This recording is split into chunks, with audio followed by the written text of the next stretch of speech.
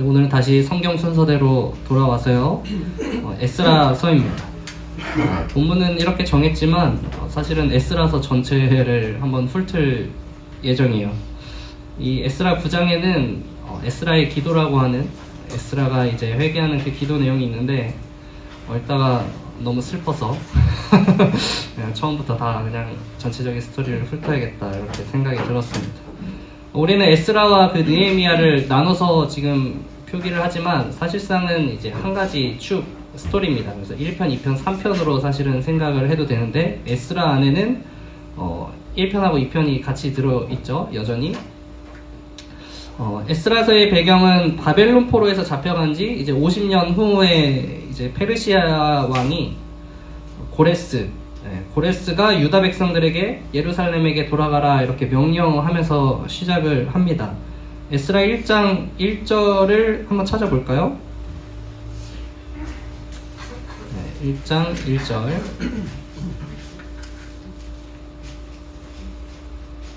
찾으셨죠? 네, 읽겠습니다. 제가 바사왕 고레스 원년에 여호와께서 에레미야의 입을 통하여 하신 말씀을 이루게 하시려고 바사왕 고레스의 마음을 감동시키심에 그가 온 나라에 공포도 하고 조서도 내려 이르되 이렇게 시작을 하죠. 이 말씀은 역대하 36장 22절과 틀린 그림 찾기 해야 될 정도로 똑같아요. 그건 제가 읽어드릴게요. 한 장만 넘기면 바로 있을 텐데 바사의 고레스 왕 원년에 여호와께서 에레미야의 입으로 하신 말씀을 이루시려고 여호와께서 바사의 고레스 왕의 마음을 감동시키심에 그가 온 나라에 공포도 하고 조서도 내려 이르되 그냥 왕 위치만 좀 바뀌고 그 정도 차이입니다. 자, 이것은 제가 더 늦게 기록한 누가 따라 쓴 거라고 그랬죠? 의도적으로 이렇게 썼다고 말씀을 드렸었는데 역대하 역대서의 저자가 일부러 더 늦게 썼는데 일부러 똑같이 내가 이 시대를 살아가고 있다, 말씀의 시대를 살아가고 있다는 장치를 하기 위해서 썼다고 그렇게 말씀을 드렸었습니다.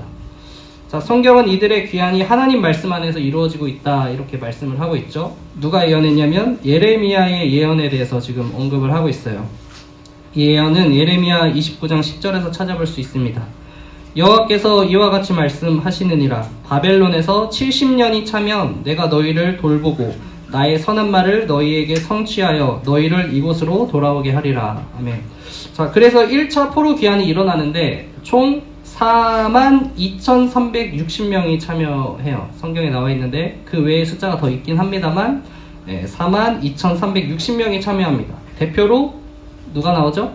에스라서인데 에스라가 아니라 1차는 바벨에서 태어난 사람 아들이라는 뜻으로 스룹바벨이라고 하는 인물이 등장을 해서 이 인물이 성전을 이제 재건축을 하기 시작을 하죠. 제2차 성전이라고도 하고 스룹바벨의 성전이라고 말하는데 처음엔 7째 달에 성전터에다가 제단만 만듭니다.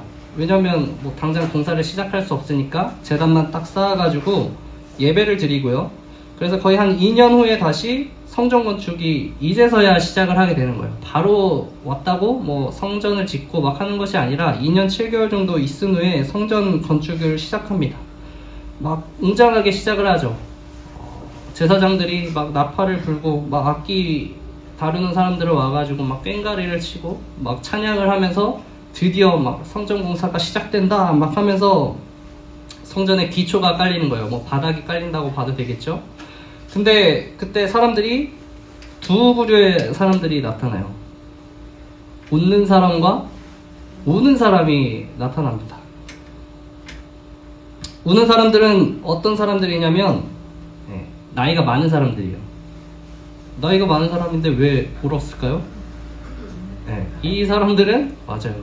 성전을 본 기억이나 경험이 있는 사람들인 거예요. 그 웅장했던 솔로몬의 성전의 그 모습과 사실은 너무나 초라하고 너무나 보잘것없는 그 모습 때문에 너무나 슬퍼서 막 눈물이 나기 시작을 하는 거죠. 반면 성전을 보지 못한 사람들은 그냥 마냥 기쁘죠. 야, 우리가 이거 지으려고 돌아왔는데 드디어 우리가 이 하나님의 성전을 우리 손으로 이제 짓기 시작하는구나 막 하면서 아주 기뻐합니다. 자, 그러면 잘 풀려야 되잖아요. 지금 하나님께서 귀환을 시켜주셨고 하나님이 성전을 짓도록 해주셨는데 방해꾼들이 등장을 하는 게 아니겠습니까? 네, 주변에 살던 방해꾼 사마리아인이 찾아옵니다. 사마리아인이 처음에 방해를 하려고 찾아온 게 아니에요. 너네 성전 짓는다며? 도와줄게. 나도 그 하나님을 믿어. 내가 성전을 짓는 거를 도와주면 금방 끝나지 않겠니? 그렇게 왔는데 이 스룹바벨이 좋아 했을까요? 너희는 안 돼. 너는 지금 저 이방 여인들하고 섞여 살면서 지금 너가 진짜 유대인이라고 할 수 있니? 안 되지. 하나님의 거룩한 백성이 아니야. 그냥 거절을 해버려요. 그러니까 이 사마리아 사람들이 어땠겠어요? 화가 나는 거죠. 쥐들 잘나면 뭐 얼마나 잘났다고 그러는 거야? 아주 악한 모습을 보이는데 뇌물을 써가지고 막 그 관리들을 매수하고 또 상소문을 올려서 왕에게 거짓 상소문을 올려서 성전을 짓는 것을 방해합니다. 그래서 실제로 성전 건축이 멈춰요. 몇 년 동안이냐면 다리오 왕 제2년까지 중단이 되는데 이게 약 15년 정도입니다. 짧지 않죠? 15년 동안이나 이 유대인들이 성전을 짓다가 중간에 멈추고 그것을 그냥 방치를 해둡니다. 그때 하나님이 2명의 선지자를 보내니 우리가 나중에 소선지서를 다루겠지만 학개와 스가랴라고 하는 선지자를 보내서 이 공사가 다시 진행될 수 있도록 돕습니다. 근데 그들이 뭐 돌을 옮겨서 돕는 게 아니라 이 사람들을 각성시키는 거죠. 다시 회개하게 하고 이 성전을 지을 수 있도록 그렇게 의지를 가질 수 있도록 도와서 공사가 다시 시작이 돼요. 그래서 그 중간에 또 이제 고레스 왕한테 조서가 올라가요, 행정적으로. 그래서 근데 이 왕이 보니까 그 전때 왕의 기록을 살펴보니까 우리가 내린 조서가 있네? 그러면 어떻게 도와줘야지 하면서 또 막대한 지원을 받으면서 아주 갑자기 불이 붙으면서 공사 성전이 딱 완성이 됩니다. 그래서 이 다리오 왕 제6년에 성전이 완공이 되는데 그게 주전 515년이에요. 자, 아까 우리가 예언했을 때 예레미야가 몇십 년 만에 돌아간다고 그랬죠? 70년. 그런데 이 이야기는 아까 몇 년 전에 시작을 했다고 했냐면 약 50년이 지난 후라 그랬어요. 자, 그래서 이 성전이 지어진 게 586년이니까 이 포로 귀환 이 예언이 언제 이루어지냐면 사실 이 성전을 지어진 시기가 이 예언의 성취로 봅니다. 그래서 70년 만에 무너진 지 이제 성전이 다시 완성이 된 거죠. 이렇게 예레미야의 예언이 성취되는 것을 이제 성경은 기록하고 있습니다. 자, 이렇게 스룹바벨의 이야기가 끝나고 드디어 우리 이 책의 주인공인 에스라가 7장에서부터 등장을 하는데, 자, 이 6장에서 7장 사이로 넘어오면서의 시간의 간격이 있어요. 바로 57년이라는 아주 긴 시간이 그냥 쑥 생겨버립니다. 그래서 페르시아 왕도 2번이나 바뀝니다. 그래서 다리오, 그 다음은 아하수에로, 그 다음 아닥사스다 왕이 있을 텐데, 자, 이 중간에 아하수에로 왕은 때가 배경인 성경책이 있어요. 네, 에스더. 우리가 다다음 주에 할 느헤미야 에스더의 배경은 바로 이 아하수에로 왕 때고, 그 다음 왕인 지금 아닥사스다 왕의 지금 배경이 돼버렸어요. 자, 근데 이 아닥사스 왕 때 왕이 조서를 내려요. 에스라가 이스라엘 백성들을 이끌고 그래서 예루살렘으로 돌아올 수 있게 되는 거죠. 자, 에스라가 누군데 리더로서 2차 포로 기한을 이끌었느냐? 이 에스라라고 하는 사람은 자신의 족보를 여기다 기록을 해놨어요. 근데 그 기록에서 눈에 띄는 것은 아론의 16대 후손이라는 거예요. 자신에게 어떤 명분이 있는 거죠? 대제사장, 레인으로서 대제사장의 명분이 아주 있는 거죠. 신분상의 명분이 있어요. 전통성이 있죠. 그리고 직업도 아무거나 하지 않았습니다. 이 사람은 성경학자예요. 성경에 대해서 공부하고 가르치는 그런 역할을 하던 사람이었어요. 아주 전문 지식도 갖추고 있으니까 딱 필요한 인재였죠. 자, 그런 그가 하나님의 도우심을 입은 자로서 성경에는 왕에게 구하는 것을 다 받았다라고 이렇게 기록이 되어 있습니다. 그런데 그가 하나님께서는 에스라로 하여금 돌아가야겠다, 예루살렘으로 돌아가야겠다는 그러한 마음을 에스라에게 부어주세요. 그래가지고 에스라가 결심을 하고 왕에게 돌아가겠다 이렇게 말을 전했고, 아까 말한 대로 하나님께서 구하는 건 다 이 사람이 이룰 수 있게 해주셨기 때문에 허락을 받고 돌아올 수 있게 된 겁니다. 자, 그래서 에스라 7장 10절의 말씀입니다. 에스라가 여호와의 율법을 연구하여 준행하며 율례와 규례를 이스라엘에게 가르치기로 결심하였었더라. 자, 근데 왕이 보내주면서 그냥 보내주는 게 아니에요. 또 죄물도 많이 주고, 이스라엘 사람들도 너가 원하는 사람이 있다면 마음껏 데려가도 좋다, 몇 명이든 좋으니 다 데려가라, 이렇게 하고요. 또 엄청난 특혜를 주죠. 지나가면서 통행세를 냈어야 되는데 너네 통행세 안 내도 돼. 너 가서 성전에서 일하는 사람들 뭐 돈 내야 되는 거, 세금이라고 할까요? 아니, 세금 같은 거 하나도 안 내도 돼 하면서 엄청난 특혜를 퍼 주어주죠. 자, 그래서 엄청 시작이 어때요? 되게 좋죠. 막 창대하잖아요. 그런데 지원한 사람의 숫자를 보면 성경에는 이번에 남자만 기록했는데 1560명 정도밖에 안 돼요.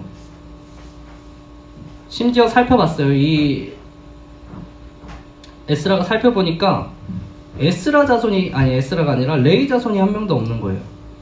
큰일 났다. 성전에 가서 일할 사람이 한 명도 없네? 그래서 급하게 하나님의 성전에서 일할 사람을 가서 막 데려옵니다. 사람을 보내서 데려와요. 근데 그 숫자가 한 260명 정도가 됩니다. 그래서 이 사람들이 다 모여서 출발을 하는데, 출발 전에 금식 기도를 해요. 왜냐하면 에스라가 왕에게 이스라엘 갈 때까지 호위할 병력을 좀 붙여주십시오라고 말을 못했어요. 왜냐면 부끄럽다고. 하나님이 자기를 찾는 바에게는 선을 내리고 배반하는 자에게는 권능과 진노를 내리신 하나님이십니다. 근데 왕한테 막 떵떵거려서 얘기한 거예요. 우리 하나님은 이런 분이세요. 그런데 병력 좀 주실 수 있겠어요? 이거 못하겠는 거예요. 너무나 자존심이 상하잖아요. 그래서 모여서 기도하는 거죠. 내가 말 못했어. 그러니까 우리 진짜 기도해야 돼. 가는 동안 별일 없게 진짜 하나님한테 구해야 돼. 그래서 금식 기도를 한 다음에 출발을 해요. 다행히 하나님께서 이 기도를 들어주셨다라고 이제 성경은 말하고 있어요. 그래서 4개월 만에 무사히 예루살렘으로 온 에스라와 백성들은 이제 성전에 가서 하나님께 예배를 드립니다. 자, 그리고 오늘 본문이 시작되는 거예요. 이런 역사가 있고 난 후에 오늘의 본문이 시작되는데, 오늘 본문에 무슨 내용이죠? 돌아온 유대인들이 이방 여인들과 결혼했다라고 하는 내용이에요. 쉽게 말해서. 처음 성전을 지을 때 어땠어요? 이 사람들이 사마리아 여인들을 왜 공사에 참여시키지 않았나요? 그들이 이방 여인과 결혼하면서 이방 신들을 섬기는 자들이었기 때문에 거부했는데, 지금 막상 성전을 짓고 사는 삶이 어때요? 그들과 별반 다르지 않죠. 똑같이 이방 여인들 결혼하면서 가증한 일이라고 나와 있는데, 즉 우상 숭배를 저지르면서 똑같이 살아가고 있다는 거죠. 여러분, 처음 이 사람들이 이러려고 왔겠어요? 아니죠. 이 사람들은 다 예루살렘으로 올 때는 진짜 엄청난 사명감과 결연한 마음을 가지고 올라온 사람들이었을 거죠. 하지만 막상 그 상황 속에 던져지고 그 상황을 살아가면서 익숙해지다 보면은 다 적응되고 다 나태해지고 자기 이익을 찾는 본래의 모습으로 결국 돌아가게 되는 것이죠. 뭐 나중에 학개서의 이야기를 말하겠지만, 이 성전 건축이 멈췄을 때 이 사람들이 슬퍼했을까요? 안타까워했을까요? 뭐 겉으로는 그렇게 할 수도 있었지만, 이 사람들이 이렇게 얘기했어요. 하나님 뜻이 아닌가 봐. 지금 짓는 건 하나님 뜻이 아닌가 봐 하면서 무엇을 했냐면 자기 집 꾸미기에 바빴어요. 자기 집에 좋은 그릇 갖다 놓고 어디 뭐 이쁘게 아무튼 멋있게 잘 사는 것처럼 보이게, 그렇게 자기의 부를 채우는데 오히려 더 급급해진 삶을 살고 있었단 말이죠. 이처럼 사람은 결국 돌아가게 돼 있다라는 것입니다. 언젠가 한번 말씀드린 적이 있지만, 우리 교회가 막 위기가 있었어요. 그래서 새로운 변화가 있어서 우리가 막 힘을 다 으쌰으쌰 냈단 말이죠. 근데 그게 언제까지 가겠습니까? 그 마음, 그 정신 그대로 막 20년, 30년 계속 막 불타가지고 참여하고 다 해야지, 내가 다 할 거야 하면서 살 수 있을 것 같아요? 아니요, 결코 불가능해요. 1, 2년 오래 간 거예요. 5년? 그 사람 상 줘야죠. 10년? 교회에서 먹여 살려야 됩니다. 진짜로요. 우리가 진짜 정신 차리지 않고 그냥 흘러가는 대로 살다 보면 어느새 내 왼손에 들고 있던 어떤 교회에 대한 짐들 그냥 내려놓고 있는 거예요. 내 손에 들려진 게 없는 것을 결국 깨닫게 되죠. 그러다 하나하나씩 내려놓고 나는 이제 늙었어. 나는 할 만큼 다 했어. 하면서 그냥 다 내려놓은 채 가만히 있는 자신을 발견하게 될 것입니다. 에스라는 돌아와서 그런 이스라엘 백성의 모습을 보면서 너무나 슬펐던 거예요. 하나님을 버리고 자기 소견대로 자기 마음대로 살다가 이 이스라엘 역사를 봤을 때 심판받아서 포로 생활까지 했는데 정말 갈 때까지 가봤는데 그러고 나서 어렵게 예루살렘으로 돌아와서 성전 짓고 살고 있었는데 그럼 어떻게 살아야 돼요? 아, 이게 진짜 하나님 버리고 우상 숭배하면 우리가 이렇게까지 심판을 받는구나. 우리가 그렇게 괴롭게 사는구나. 이제 정신 차리고 하나님만을 섬기면서 살아야 되는데 실제로는 방백과 고관부터 즉 높은 사람들부터 이미 그것을 다 잃어버리고 지금의 삶 속에서 그냥 만족과 기쁨을 찾아서 살아가는 그러한 삶을 살고 있었죠.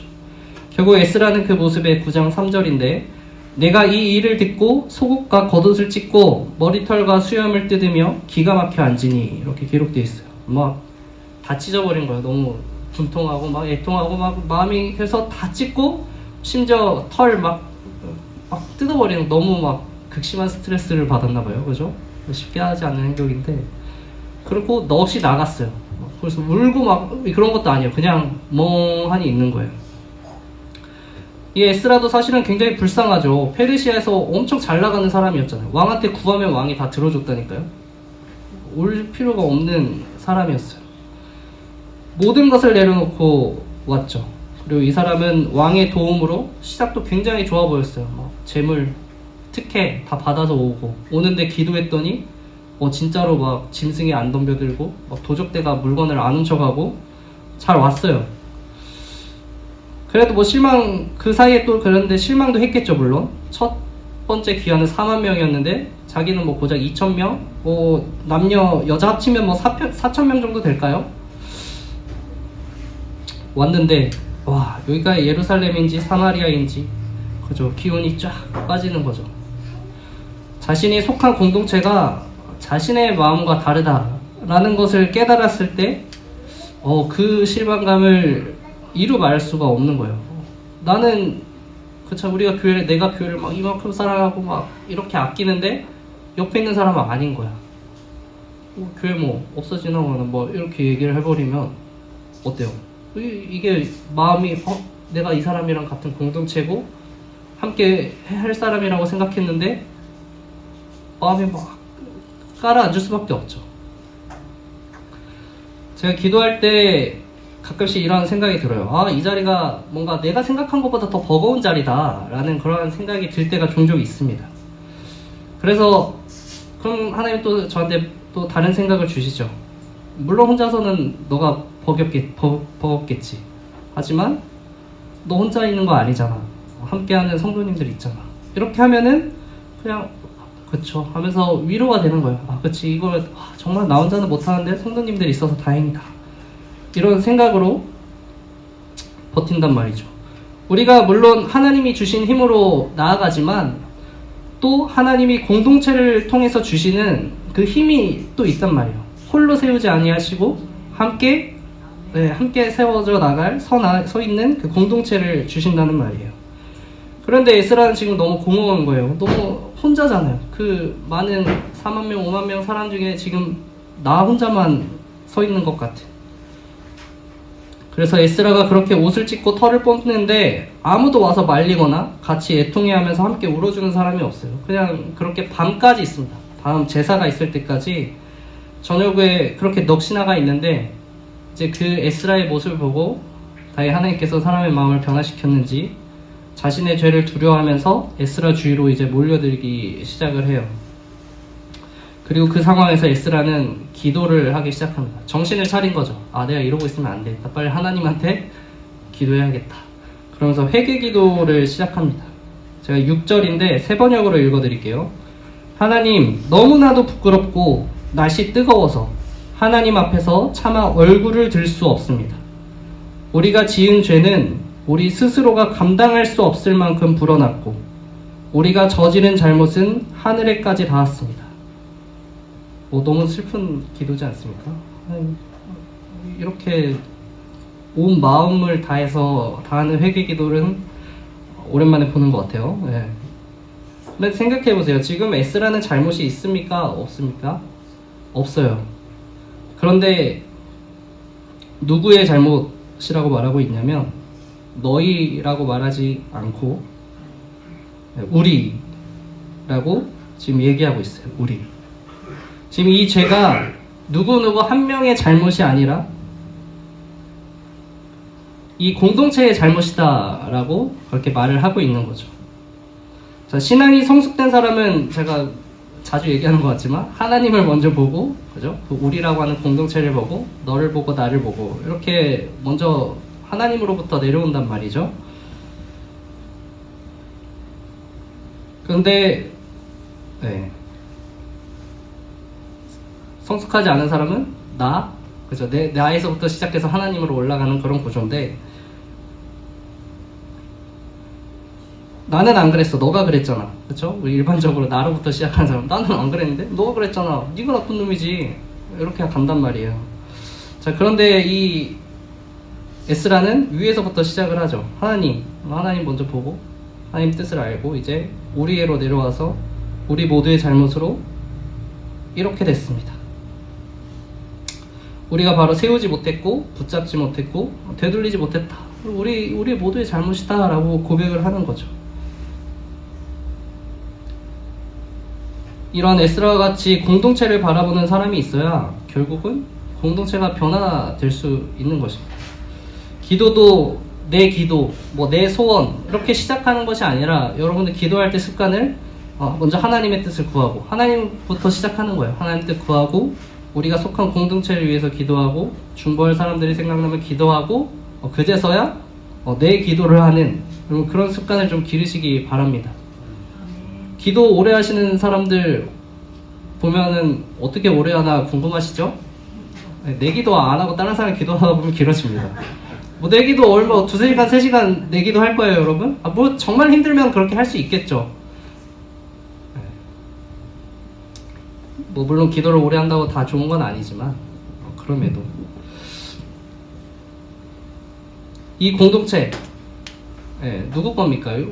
제 겁니까? 아니잖아요. 하나님 겁니까? 아니, 하나님 거죠. 하나님 거. 그리고 여러분들 각 개인들의 공동체이지 않습니까? 그럼 누가 기도해야겠어요? 결국 여러분들이 사실은 기도해야 하는 공동체인 거죠. 누군가 기도해주겠지, 누군가 기도하겠지 맡기는 것이 아니라 여러분들이 교회니까 여러분들이 기도해야 되는 거고, 여러분들의 가정, 여러분이 그 가정에 속한 사람이니까 여러분들이 기도해야 되는 너무나 당연한 원리잖아요. 주변을 좀 보고 사십시오. 내가 지금 너무 힘들어서 그러지 마시고 더 넓혀서 기도할 것들을 생각하시고 하나님 뜻을 구하시기를 바랍니다. 자, 이 에스라의 기도에 백성들은 결국 동참해서 통곡하고 회개해요. 그때 딱 한 명이 나와서 우리가 이방 여인들을 다 돌려보내겠소. 자식들 다 돌려보내겠습니다. 이렇게 다짐을 합니다. 그러자 백성들이 맞아요. 우리 다 그렇게 할 거예요. 다짐을 해요. 분위기 좋죠.